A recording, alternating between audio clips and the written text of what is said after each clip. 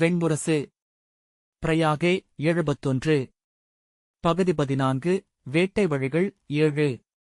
வாசிப்பது சந்தீப். ஏகசக்கரபுரி எந்நாட்டுக்கும் உரியதாக இருக்கவில்லை என்று அஸ்தினபுரியின் பேரவையில் மதுகரம் என்னும் யாழை மீட்டி பிரமதன் சொல்லலானான். உசினாரர்களின் எல்லை முடிந்துவிட்டிருந்தது. கோசலத்தின் எல்லை தொடங்கவில்லை. அங்கிருந்து சரையு வழியாக கோசலத்தின் பிரகதம் என்னும் முதல் துறைமுகத்திற்குள் நுழைகையில் அவர்கள் கோசலனுக்குரிய வரியை அளித்தனர். பிரகதத்திற்கு முன்னால் ருத்ரமுகம் என்னும் இடத்தில் சரையுவின் பெருக்கு பாறைகள் வழியாக நுரைத்து பொங்கி சரிந்தது.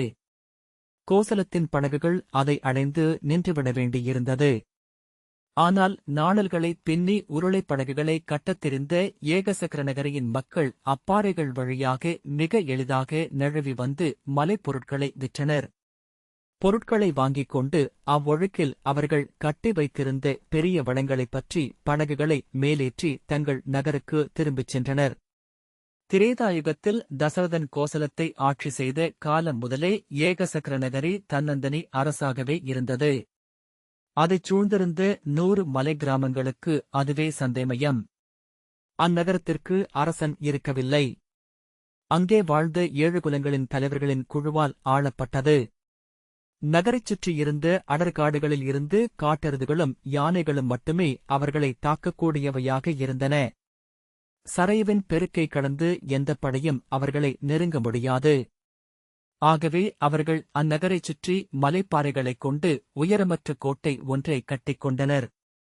காவலுக்கு வேல்களும் அம்புகளும் ஏந்திய சிறு படை ஒன்றை அமைத்திருந்தனர்.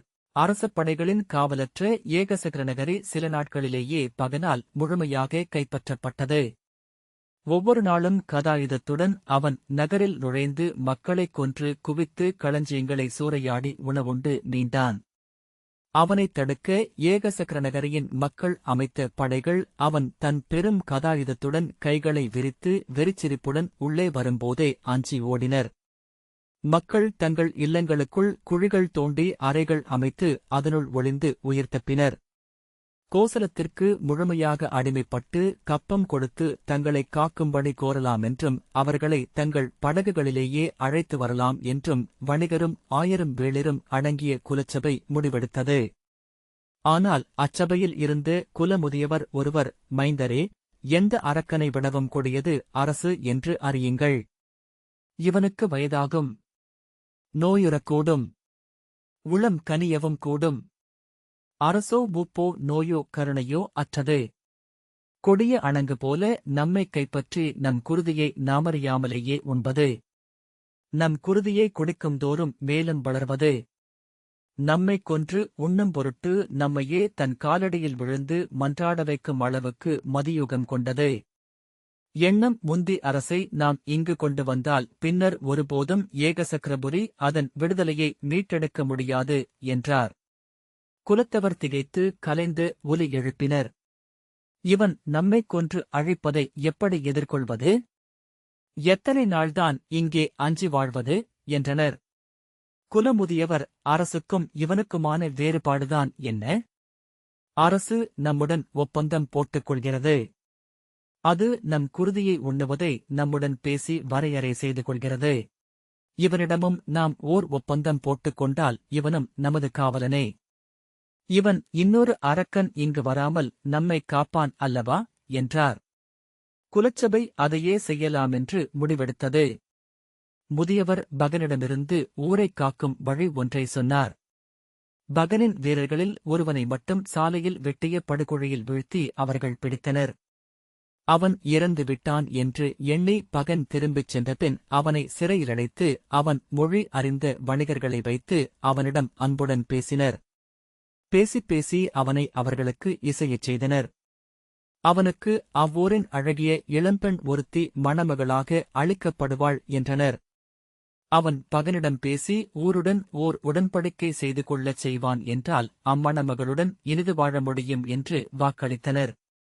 அவன் அதற்கு ஒப்புக்கொண்டு மலையேறிச் சென்று பகனை பார்த்தான். மெல்ல மெல்ல பேசி அவன் உள்ளத்தை கரைத்தான். ஏகசக்கரநகரியின் மக்கள் கோசலத்திற்கு அடிமைப்பட்டு அங்கே கோசலத்தின் பெரும்படை வந்திறங்கிவிட்டால் அதன் பின் அங்கு வாழ்வது முடியாதது என்றான். ஏகசக்ரநகரி பகனை அரசனாக ஏற்று கப்பம் கட்ட ஒப்புக்கொள்கிறது. ஒவ்வொரு நாளும் ஏகசக்ரநகரியில் இருந்து ஒரு வண்டி நிறைய உணவு குன்றேறி பகனின் குகைக்கே வந்து சேரும். அதை உண்டு அவன் அவர்களின் காவலனாக அங்கே குகைக்குள் வாழ முடியும். அரசே, நாம் இங்கு தங்கி வலிமை பெறுவோம். நன்குடியை இங்கே பெருக்குவோம் என்றான் அவன். பகன் கதையை வீசி நகைத்து, வெறும் உணவால் அமைவேனா? இச்சிறிய மானுடரை என் கையால் கொல்ல வேண்டும். ஒவ்வொரு நாளும் குருதிப்படாமல் இந்த கதாயுதம் அமையாது என்றான். அவன் சிறிய செவ்விழிகள் சுருங்கி பற்கள் சீறி வெளித்தெரிந்தன. என் சினத்துக்கு உணவு வேண்டும். அவர்களிடம் சொல். இந்த மலைத்தெய்வம் பலியின்றி அமையாது என்று. அதற்கும் ஏகசக்ரநகரி மக்கள் ஒப்புக்கொண்டனர். ஒவ்வொரு நாளும் ஒருவன் வண்டி நிறைய உணவுடன் மலையேறி வந்து பகனின் கதைக்கு பலியாவான் என்றனர். பகன் அதற்கு ஒப்புக்கொண்டதும் ஏகசக்ரநகரே விழா கொண்டாடியது. குலத்தலைவர் ஆணைப்படி வீட்டுக்கு ஒருவன் என பகனுக்கு உணவுடன் சென்று பலியாகும் முறைமை அங்கே அமைந்தது. ஒவ்வொரு மாதமும் 30 இளைஞர்கள் குலதெய்வத்தின் கோயில் முன் குடவோலை முறைப்படி தேர்வு செய்யப்பட்டனர். அவர்கள் தேர்வு செய்யப்பட்டதும் அவர்கள் நெற்றியில் பச்சை குத்தி அவர்களை பகனுக்கான பலிகளாக குலச்சபை அறிவித்தது. அவர்கள் தங்கள் குலத்துக்காக உயிர் கொடுக்கும் புனிதர்கள் என்று கருதப்பட்டனர். குலதெய்வ ஆலயத்திலேயே தங்கி 30 நாட்கள் நோன்பிருந்து குலத்தவரால் வணங்கப்பட்டனர். ஒவ்வொரு நாளும் அவர்களுக்கு தங்கள் குலத்தில் ஒரு வீட்டிலிருந்து உணவு கொண்டு சென்று கொடுக்கப்பட்டது. அவர்களை வணங்கினால் மூதாதை அருள் கொண்டு நோய்கள் தீருமென்றும் குழந்தைகள் நலம்பெறும் விளைகள் செழிக்கும் கன்றுகள் பெருகும் என்றும் நம்பினர். அவர்கள் தங்கள் குடும்பத்தினருடன் எவ்வளவும் கொள்ளாமல் வாழ்ந்தனர். குறித்த நாட்களில் மூதாதையருக்கு செய்ய வேண்டிய நீத்தார் கடன்களை முடித்து எழுந்த அவர்களின் கால்களை கழுவி குடும்பத்தினர் வாழ்த்து பெற்றனர். அவர்களின் கழுத்தில் மாலையிட்டு கண்ணீருடன் உணவு வண்டியில் ஏற்றிய பின்னர் திரும்பி நோக்காமல் நடந்து தங்கள் இல்லத்தை அடைந்து கதவுகளை மூடிக்கொண்டனர். 7 நாட்களுக்குப் பின் அவர்களுக்கு நீர்க்கடன்களை கழித்து கோட்டைக்கு தெற்கே இருந்த புல்வெளியில் நடுகல் நாட்டி மாலை சூட்டி படையலிட்டு வணங்கினர். நாட்கள் செல்லச் செல்ல அதை இறக்கப் போகிறவனின் இல்லத்தார் அன்றி பிறர் எண்ணாமலாயினர். எண்ணுவது அளிக்கும் துயரை வெல்வதற்கான வழி அதை அறியாதவர்களாக ஆகிவிடுவதே என ஏகசக்ரபுரி கற்றுக்கொண்டது. தங்கள் முறை என்றோ வரப்போகிறது, அதற்குள் எதுவும் நிகழலாமென்று எண்ணி ஆறுதல் கொண்டனர். நடுகர்கள் பெருகப் பெருக நினைத்தாலே நெஞ்சு நடுங்க வைத்து அந்நிலம் மேலும் மேலும் இயல்பாக ஆனது. அங்கே ஒருமுறை படையலிட்ட பின் எவரும் திரும்பச் செல்லவில்லை. அது ஏகசக்ரபுரியின் வெற்றி என்றே கொள்ளப்பட்டது. கோசலத்துக்குச் சென்றிருந்தால் 100 மடங்கு கப்பம் கட்ட வேண்டியிருக்கும் என்றும் கோசலத்தின் போர்களில் ஏகசக்ரபுரியின் இளைஞர்களும் இழுக்கப்பட்டு 3 மடங்கு வீரர்கள் இறந்திருப்பர் என்றும் வாதிட்டனர். பகனைப் பற்றிய கதைகளை அவர்களே சொல்லிச் சொல்லி பரப்பினர். அவன் ஒரு வண்டி உணவையும் உணவைக் கொண்டு செல்லும் வண்டியின் மாடுகளையும் அதை ஓட்டிச் செல்பவனையும் உண்டு பசியடங்குவான் என்றனர். இரவுகளில் அவருடைய பேரோசை இடி என மலைகளில் ஒலிக்கும் என்றனர். அவ்வச்சமே ஏகசக்ரநகருக்கு பெருங்காவலாக ஆகியது. தனி மனிதர்களின் துயர்களை அறியாமல் கடந்து செல்வதே வெற்றிக்கான பாதை என்றறியாத அரசு எங்குள்ளது? அந்நகருக்கு ஒருநாள் முதியவள் ஒருத்தியைத் தோளில் தூக்கிக் கொண்ட அரக்க வடிவம் கொண்ட ஒருவனும் அவனுடைய 4 உடன் பிறந்தவர்களும் வந்தனர். அவர்கள் உசினாறு பூமியின் காட்டை நடந்தே கடந்து வந்திருந்தமையால் தாடியும் முடியும் வளர்ந்து வெயில் மழையில் கருத்து தவக்கோலம் பூண்டிருந்தனர். காட்டுத்தோலால் ஆன ஆடையை அணிந்து பசியால் மெலிந்து போயிருந்த அவர்கள் 5வரும் தங்களை காட்டில் தவக்குடில் அமைத்து வாழ்ந்த முனிவர் ஒருவரின் மைந்தர்கள் என்றும் அந்தப் பெண் முனிபத்தினி என்றும் சொன்னார்கள். முனிவர் மண்ணிறைவடைந்த பின்னர் காட்டுக்குள் வாழ அவர்கள் விரும்பவில்லை. அம்மைந்தர் மானுடரைக் கண்டு இல்லற வாழ்க்கையை வாழ வேண்டுமென்றுதான் அவர்களை கூட்டி வந்ததாக அன்னை சொன்னாள். ஏகசக்ரநகரியின் வைதிகர் தெருவில் அவர்கள் அலைந்து எளியதோர் பிராமண இல்லத்தில் அடைக்கலம் புகுந்தனர். ஓர் அன்னையும் இளமைந்தனும் புதுத் துணைவியும் மட்டும் வாழ்ந்த அவ்வில்லத்தில் இடமில்லை என்பதனால் புல்லைக் கொண்டு அவர்கள் ஒரு துணைக்குடில் கட்டிக் கொண்டனர். ஒவ்வொரு நாளும் 5 முனிகுமாரர்களும் நகருக்குள் சென்று உணவை இறந்து பெற்று மீண்டனர். மூத்தவர் அறவுரை ஆற்றியும் இளையோன் ஒருவன் சோதிடம் பார்த்தும் பொருளீட்டி உணவை பெற்றனர். அவர்கள் கொண்டு வந்த உணவை இரண்டாகப் பிரித்து பாதியை அவ்வரக்க வடிவினனுக்கு அளித்து எஞ்சியதை ஐவரும் பகிர்ந்துண்டனர். அரக்க வடிவு கொண்டவன் தன்னை விருகோதரன் என்று சொல்லிக் கொண்டான். நகரில் அவன் சென்றாலே அவனை அஞ்சி மக்கள் விலகி ஓடினர். அவன் உணவை இறந்தபோது எவரும் அளிக்கவில்லை. அவன் சரையுவின் கரையில் சென்று அங்கே இருந்த குயவர்களிடம் சேர்ந்து கொண்டான். ஆற்றங்கரையின் களிமண்ணை அள்ளி கரைக்குக் கொண்டு சென்று அரைத்து கூழாக்கும் பெரும்பணியில் அவர்கள் 100 கழுதைகளை பயன்படுத்தி வந்தனர். அவன் அப்பணியை தானே செய்வதாகச் சொல்லி மேலும் 100 கழுதைகளுக்கு நிகராக உழைத்தான். அவர்கள் அளித்த பணத்தில் அவன் உணவை வாங்கிக் கொண்டு சென்று மறைந்திருந்து முழுமையாகவே உண்டான். பின்னர் வீடு திரும்பி தன் இளையோர் கொண்டு வந்த உணவிலும் பாதியை உண்டான்.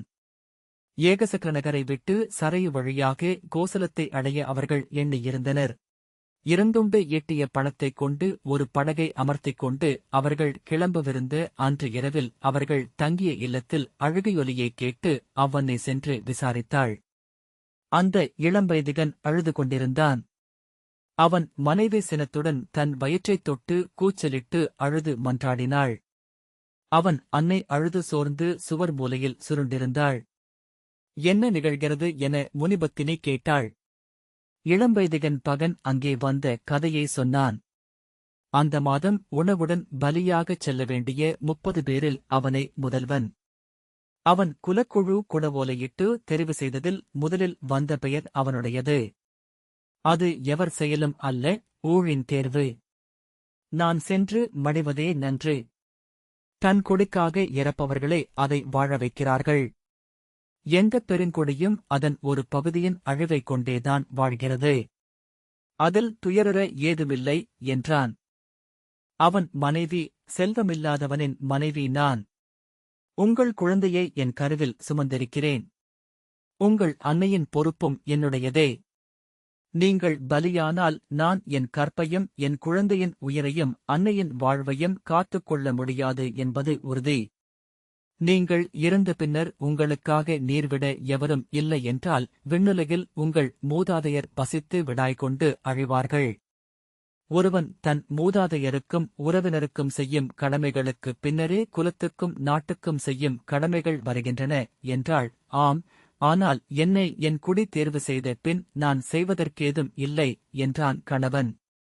இன்றிரவே சேர்த்த சிறு செல்வத்துடன் சரையு வழியாக தப்பிச் செல்லலாம் என்றாள் மனைவி. நான் தப்பிச் சென்றால் அவர்கள் இன்னொருவனை அனுப்புவார்கள். அவன் உயிருக்கு நான் கடன்பட்டவன் ஆவேன் என்று கணவன் மறுத்தான். உங்கள் அன்னையும் மனைவியும் குழந்தையும் இறப்பார்களென்றால் அதற்கு நீங்கள் கடன்பட்டவரல்லவா என்று மனைவி சீற்றத்துடன் கேட்டாள். என் குருதியால் உங்களுக்கு உணவீட்டி அளித்திருக்கிறேன். உங்கள் அன்பை ஏற்றுக்கொள்ளும் இடத்திலும் இருக்கிறேன். நான் யாரென்றே அறிந்திராத அந்த அயலவனின் பழியை பெரிது. உங்கள் பழி என்மேல் படியும். அவன் பழி என் மூதாதையர் மேல் விழும். உங்கள் சொல் என் மேல் விழட்டும். நான் நரகுலகில் அதன் பொருட்டு சென்று அகாலத்தில் எரிகிறேன்.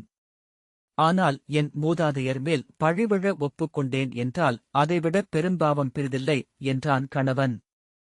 முனிபத்தினியைக் கண்ட மனைவி, அன்னையே, என் துயரைக் கேளுங்கள்.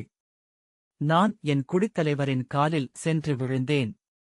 இந்நகரின் ஆட்சியாளர்கள் அனைவரையும் கண்டு கதறினேன். ஒரு நகர் வாழ்வதற்காக ஒருவன் இறப்பதில் என்ன பிழை என்றே அனைவரும் கேட்டனர். அவர் எனக்கு முழு உலகாக இருப்பவர், என் விழிநீரிலா என் நகரம் வாழ வேண்டும் என்றேன். எவரோ ஒருவர் விழிநீரில்தான் நாமனைவருமே வாழ்கிறோம் பெண்ணே என்றார் நீதியறிந்த என் குல முதியவர். நெரிசலிட்ட நகர்த்தெருவில் நின்று கதறினேன். என் உலகை அழித்தா நீங்கள் உண்ண வேண்டும் மானுடரே என்றேன். ஒவ்வொரு விழியும் என்னைத் தவிர்த்து விலகின. உன்னுடையது என் துயரல்ல, ஆகவே அது நான் அறிய வேண்டுவதும் அல்ல என்றே ஒவ்வொரு முகமும் என்னிடம் சொன்னது என்றாள். தெருவில் சென்று ஒரு முதியவளின் ஆடையைப் பற்றி இழுத்துக் கேட்டேன். என் கணவன் நாளை இறக்கிறான். அது உன் மைந்தன் என்றால் நீ இப்படி எளிதாக கடந்து செல்வாயா என்று. நேற்று இன்னொருவன் சென்றபோது நீ இப்படித்தானே கடந்து சென்றாய்? என்றாள் அவள். அன்னையே, அக்கணம் அறிந்தேன். இவ்வுலகில்தான் என்றும் பிறர் என்றும் ஒரே ஒரு பிரிவினையே உள்ளது. தன் அறம், தன் நீதி, தன் இன்பம், தன் குலம், தன் குடி, தன்னலன் என்றே மானுடம் இயங்குகிறது. ஒவ்வொருவரும் வாழும் உலகில் பிறன் என்பவனே இல்லை என தலையில் அறைந்து அழுதாள் வைதிகன் மனைவி. முனிபத்தினி அமைதியாக, பிறந்த நாள் முதல் பிறனுக்காக வாழும் ஒருவனின் அன்னை நான் என்றாள். இவ்வில்லத்தில் இருந்து ஒருவன் செல்வதாகத்தானே கூற்று? நாங்களும் இவ்வில்லத்தினரே. என் மைந்தனை அனுப்புகிறேன் என்றாள். திகைத்து, என்ன சொல்கிறீர்கள் என்றாள் மனைவி. என் மைந்தன் விருகோதரன் உன் கணவன் பொருட்டு பகனிடம் செல்வான் என்றாள் முனிபத்தினி. இல்லை, என் பொருட்டு ஒருவன் இறக்க நான் ஒப்பமாட்டேன் என்று வைதிகன் பதறிக் கூவினான். அது அயலவர் பழிகொண்டு மூதாதையரை இருளில் ஆழ்த்துவது. அதை நான் எக்காலமும் ஏற்க முடியாது என்றான். புன்னகையுடன் என் மைந்தன் பலியாக மாட்டான். அவன் அவ்வரக்கனை கொன்று மீள்வான் என்றாள் முனிபத்தினி. ஐயம் கொண்ட வைதிகனிடம் தன் இரண்டாவது மைந்தனை அழைத்து அவனுக்கு சான்று காட்டு என்றாள். அவன் சிரித்தபடி தன் இரு விரல்களால் அந்த இல்லத்தின் இரும்புத் தூணை வளைத்துக் காட்டினான். திகைப்புடன் வைதிகன் அவ்வரக்க மைந்தன் உணவுடன் செல்ல ஒத்துக்கொண்டான். முறைப்படி நீங்கள் வண்டியில் உணவுடன் மலைப்பாதையில் செல்லுங்கள். என் மைந்தன் வழியில் வந்து உங்களிடமிருந்து வண்டியை பெற்றுக் கொள்வான் என்றாள் முனிபத்தினி. மறுநாளே வைதிகன் பெரிய வண்டியில் ஏற்றிய படகில் நிறைக்கப்பட்ட உணவும் தழும்பும் மதுக்குடங்களுமாக பகனின் மலை நோக்கி கிளம்பினான். பகனுக்கு பலியாகிறவர்கள் எவருமறியாமல் விடியற்காலையிலேயே சென்றுவிட வேண்டும் என்றும் அவன் குடியினர் எவரும் ஓசையிட்டு பிறரை எழுப்பலாகாது என்றும் நகரத்தில் முறையிருந்தது. ஒவ்வொரு நாளும் செல்லும் பலிவீரர்கள் மரக்கிளையில் இருந்து உதிரும் இலைகள் என்றன அவர்களின் நீதிகள். அவை ஓசையின்றி மென்மையாகவே நிலம் தொட வேண்டும். பூத்து எழும் புதுத்தளிர்கள் அதை அறியவே கூடாது. வைதிகனின் வண்டி மலைப்பாதையில் சற்று தொலைவு சென்றதும் விருகோதரன் வந்து அவனை இறக்கிவிட்டுவிட்டுதான் ஏறிக்கொண்டான். வைதிகன் அஞ்சி ஒரு மரத்தடியில் நின்றான். அவன் மனைவி தெய்வங்களைத் தொழுது கண்ணீர் விட்டு கோட்டை வாயிலில் நின்றாள். விடியலின் இருளில் விருகோதரன் உரக்கக் குரலெழுப்பிப் பாடியபடி மலைச்சாலையில் சென்றான். மலைச்சரிவை அடைந்ததுமே அவன் வண்டியை நிறுத்திவிட்டு அவ்வுணவை முழுமையாகவே உண்டான். கள்பானைகளை குடித்தபின் அவற்றை தூக்கிப் போட்டு உடைத்து விளையாடினான். பகனின் வீரர்கள் மேலிருந்து உணவு வருவதைக் கண்டு பசியுடன் பாறைமுனை மேல் வந்து நின்று நோக்கினர். மதுக்குடங்களை எற்றி விளையாடும் பேருருவத்தானைக் கண்டு அவர்கள் ஓடிச் சென்று பகனிடம் சொன்னார்கள். என்னை அஞ்சி நடுங்கும் சிற்றீர்களை நசுக்கி செலுத்திவிட்டேன். இன்று ஒரு சிறந்த மற்போருக்கு என் தோள்கள் எழுகின்றன என்று நகைத்தபடி பகன் குகை விட்டு எழுந்து வந்தான். கீழே வண்டியுடன் உணவை உண்டு படகிலிருந்த பருக்கைகளைப் பொறுக்கி வாயிலிட்டுக் கொண்டிருந்த விருகோதரனைக் கண்டு தொடைகளையும் தோள்களையும் அறைந்து உரக்க நகைத்தபடி அணுகினான். ஆனால் அவன் ஒலியை விருகோதரன் பொருட்படுத்தவில்லை. அவன் அணுகிய பின்னரும் திரும்பிப் பார்க்கவில்லை. சினம் தலைக்கேறிய பகன் அவனை ஓங்கி அறைந்தான். விருகோதரன் விலகிக் கொள்ள அந்த அடிவண்டியை சிம்புகளாக நொறுக்கியது. மாடுகள் அஞ்சி சிறுநீர் கழித்தன. விருகோதரன் திரும்பி பகனை நோக்கி புன்னகைத்து உண்டவாயை புறங்கையால் துடைத்தபடி புன்னகையுடன் என்ன வேண்டும் உங்களுக்கு என்று கேட்டான். அந்த பொருட்படுத்தாமை கண்டு தன் அனைத்து சீர்நிலைகளையும் இழந்த பகன் அருகே நின்ற மரத்தைப் பிடுங்கி விருகோதரனை அடித்தான். அதை வலக்கையால் பற்றி இடக்கையால் பகனின் விலாவில் அறைந்தான் விருகோதரன். அவர்களுக்கிடையே தொடங்கிய போரை பகனின் வீரர்கள் நகைத்தபடி விலகி நின்று நோக்கினர். பகன் விருகோதரனை விட அரை மடங்கு பெரியவனாக இருந்தான். விருகோதரனின் இடையளவுக்கு தடிமனாக இருந்தன பகன் கைகள். அவன் காலை ஓங்கி மிதித்தபோது அருகே இருந்த பாறைகள் அதிர்ந்து மண்ணை உதிர்த்தன. போர் சில கணங்களில் முடிந்துவிடுமென அவர்கள் எண்ணினர். ஆனால் விரைவிலேயே அவர்கள் அறிந்தனர் போர் என்பது ஆற்றலால் மட்டுமே ஆனது அல்ல என்று. பகனின் பேருருவே அவனுக்கு தடையாக இருந்தது. விரைவாக திரும்பவோ தன்னை அணுகியிருப்பதைக் காணவோ அவனால் முடியவில்லை. அவனுடைய விலா பகுதியில் மிக அண்மையில் எப்போதும் தன்னை வைத்துக் கொண்டான் விருகோதரன். கீழ்விலா எலும்பிலேயே மீண்டும் மீண்டும் தாக்கினான். ஒருபோதும் வலியை அறிந்திராத பகன் அந்த அடிகளால் உரக்க கூச்சலிட்டான். சினம் கொண்டமையால்தான் கற்ற போர்க்கலையையும் அவன் மறந்தான். விருகோதரனைப் பிடிக்க அவன் பாய்ந்தபோது அவன் கால்களைத் தடுத்து மறித்து வீழ்த்தினான். பேரொலியுடன் மண்ணை அரைந்து விழுந்த பகனின் நெஞ்சுக்குழியில் ஓங்கி மிதித்து அவன் மூச்சை உடைத்தான். விருகோதரன் இருகைகளையும் வீசி காலை உதைத்து துள்ளி எழ முடிந்தது. பகன் கைகளை ஊன்றி புரண்டுதான் எழுந்தான். இரண்டாவது முறை விழுந்து பகன் எழுவதற்காக புரண்டபோது முன்னரே எழுந்துவிட்டிருந்த விருகோதரன் அவன் முதுகின்மேல் பாய்ந்து கழுத்தை தன் கரங்களால் பிணைத்து முழங்காலால் அவன் முதுகெலும்பை ஓங்கி முட்டி உடைத்து அக்கணமே கழுத்தின் சங்கையும் நெரித்து வளைத்தான். பகனின் கழுத்தெலும்பு ஒடிவதை அவன் வீரர்கள் கேட்டு உடல் சிலிர்த்தனர். உடைந்த கழுத்துடன் நிலத்தில் கைகளை அரைந்து கால்களை மண் கிளம்ப உதைத்து துடித்துக் கொண்டிருந்த பகன் மேல் ஏறி அமர்ந்து அவன் இரு கைகளையும் இரு கால்களையும் ஒவ்வொன்றாக உடைத்துச் சுழற்றினான். வாயிலும் மூக்கிலும் குருதி வழிய விழித்த கண்களுடன் மல்லாந்து கிடந்த பகன் மேல் ஏறி நின்று அவன் வீரர்களை நோக்கினான் விருகோதரன். அவர்கள் அஞ்சி கைகூப்பினர். இனி நீங்கள் ஏகசக்கர நகருக்குள் நுழையலாகாது. இங்கிருந்து கிளம்பி மறுபக்கம் காட்டுக்குள் சென்றுவிடுங்கள். உங்கள் சுவட நகருக்குள் தெரிந்தால் தேடி வந்து உங்களைக் கொல்வேன் என்றான். அவர்கள் பின் காலெடுத்து வைத்து ஓடி மறைந்தனர். பகனின் சடலத்தை தோளில் தூக்கியபடி மாடுகளை ஓட்டிக்கொண்டு விருகோதரன் திரும்பி வந்தான். காத்து நின்றிருந்த வைதிகன் அதைக் கண்டு அஞ்சி திரும்ப கோட்டை நோக்கி ஓடினான். அப்போதும் விடிந்திருக்கவில்லை. பகன் உடலை கோட்டை முன் வீசிவிட்டு விருகோதரன் எவர் கேட்டாலும் நான் என் மந்திரம் ஒன்றைச் சொன்னேன். பேருருவம் கொண்ட பூதம் ஒன்று வந்து பகனைக் கொன்று சுமந்து வந்து இங்கே போட்டது என்று கூறுங்கள் என்றான். வைதிகன் நடுங்கும் கைகளைக் கூப்பி அதைக் கேட்டு என்னை வேறு அரக்கர்களை அழைக்க அனுப்புவார்களே, மேலும் அரக்கர்கள் என்னை தேடி வருவார்களே என்று சொல்லி அழுதான்.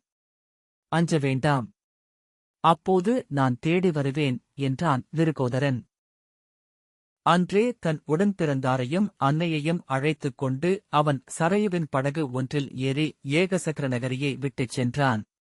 அந்த வைதிகன் இரு கைகளையும் விரித்து கூச்சலிட்டுக் கொண்டே நகரின் உள்ளே ஓடி அவன் பகனை கொன்றுவிட்டதாக அறிவித்தான். அவனை பித்தன் என்றும் அச்சத்தில் சித்தம் கலங்கியவன் என்றும்தான் ஊரார் நினைத்தனர். ஆனால் வெளியே வந்து கோட்டை முகப்பில் குன்றனைக் கிடந்த பகனின் உடலைக் கண்டதும் வாயடைத்துப் போயினர்.